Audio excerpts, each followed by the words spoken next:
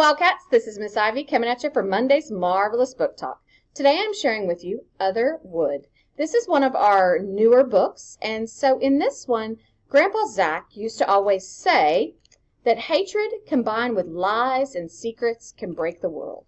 But Stewie never really knew what that meant. It was kind of like when Grandpa would talk about quantum physics or the fact that the golf course by their house was so completely overgrown with grass that nobody could play.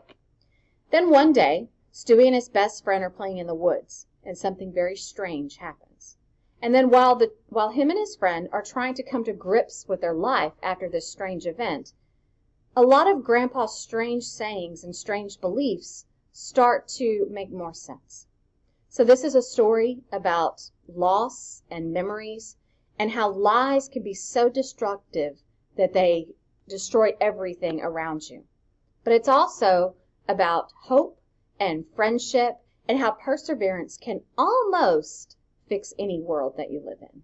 So to find out what strange event happened in the woods, to find out what lies almost destroy our characters' lives, read The Other Wood.